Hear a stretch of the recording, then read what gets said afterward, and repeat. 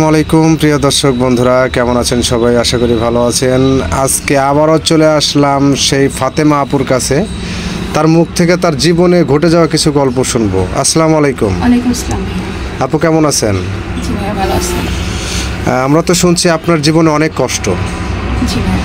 তো কিছু কষ্ট কি আমাদের সাথে কিংবা আমাদের দর্শকের সাথে শেয়ার করা যায়? জি ভাইয়া। তাহলে আমরা শুনতে চাই আপনার কষ্টের কথাগুলো। আমার বয়স যখন 5 বছর তখন আমার মা মারা যায়। বাবা আরেকটা বিয়ে করছে, সেখানে থাকে, আমাদের খোঁজখবর রাখে না। আমি আর আমার দাদি একসঙ্গে থাকতাম, দাদি বিটে ধরেই থাকতাম। আর দাদি মারা গেছে গত 17-18 দিন মতো হলো। আমার দাদা যতদিন বেঁচে ছিল ততদিন আমাদের কষ্ট হয়নি। দাদা মারা যাওয়ার পরে আমি আর দাদি অনেক কষ্ট করেছি, অনেক খেয়ে না খেয়ে দিন কাটাইছি। তারপরে আমার বিয়ে হয় একটা ট্রাক ড্রাইভারের সঙ্গে। ছেলেটা আমাকে পছন্দ করেই নিয়েছিল, কিন্তু ছেলেটা একটা দুর্ভাগ্যবশত যে মাওয়া হাইওয়ে যে অ্যাক্সিডেন্টটা হয়, ট্রাক উল্টে ওখানে মারা গেছে। এখন আমি অনেক অসহায়। ও আচ্ছা আচ্ছা, ধন্যবাদ আপনাকে আপনার জীবনের কিছু গল্প করার জন্য।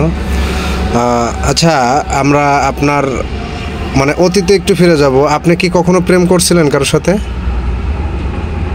প্রেম বলতে ওগুলো করার তো সময় পাইনি, অনেক অভাব অনটনে থাকছি লাইফে। ওই যে ট্রাক ড্রাইভার ছিলেন ওনাকেই মনে মনে পছন্দ করছিলাম, সেই জন্য ফ্যামিলির থেকে মানে আমার দাদি আমার সঙ্গে বিয়ে দিয়ে দেয়। এক পর্যায়ে ওটা লাভ ম্যারেজে বলা চলে। জি। আচ্ছা, উনি আপনাকে কতটুকু ভালোবাসতো? জি ভাই, অনেক ভালোবাসতো। অনেক ভালোবাসতো। জি। আচ্ছা, আপনি তাকে কতটুকু ভালোবাসতেন? ভালো তো বাসতাম, কিন্তু এখন প্রশ্নটা হবে যে বিয়ে কেন করতে যাচ্ছি। সে মরে যাওয়ার পর আমি এতদিন ভাবছিলাম বিয়ে করব না, কিন্তু দাদি মরার পর থেকে আমি বড় একা হয়ে গেছি। একাকিত্ব জীবন কাটে না ভাইয়া, অনেক কষ্ট। একা মেয়ে মানুষ, নিজেকে সামলায় ওঠা কষ্ট। মানুষজন টুকা মারে, অনেক উল্টাপাল্টা কথাবার্তা প্রপোজ করে, এগুলো কষ্ট। না, এটা আমিও জানি যে একটা মেয়ে মানুষ যদি একা একা চলতে যায়, মানে থাকতে যায়, তাহলে অনেক তার উপর ঝড়ঝাপটা আসে। জি ভাই। তো আপনি কেমন ছেলে চাচ্ছেন? মানে সে মানে বলতেছি আমি, কোন জেলার ছেলেকে আপনার বেশি পছন্দ? জেলাটা বিষয় না, বিষয় হচ্ছে আমার পছন্দ হচ্ছে একজন ভালো মনের মানুষ, যার মন মানসিকতা ভালো হবে, যে আমার মোটা কাপড় এগুলো নিয়ে চিন্তা ভাবনা করবে না। আমি যেমন আছি, গরিব আছি, এটা মেনে মানে জেনে শুনে আমাকে মেনে নিবে, এরকম কাউকে আমি চাচ্ছি। আচ্ছা, অনেকে তো আছে বেশি মোটা পছন্দ করে না। না, তাকে আমি চাচ্ছি না।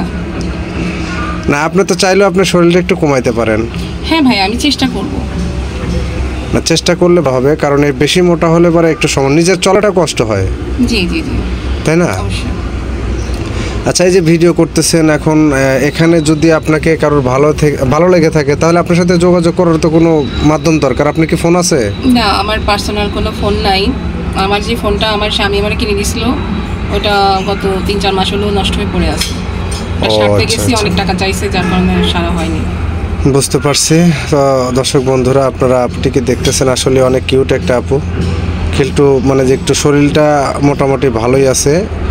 তো যদি কারোর ভালো লাগে তাহলে আমার স্ক্রিনে দেওয়া নাম্বারটিতে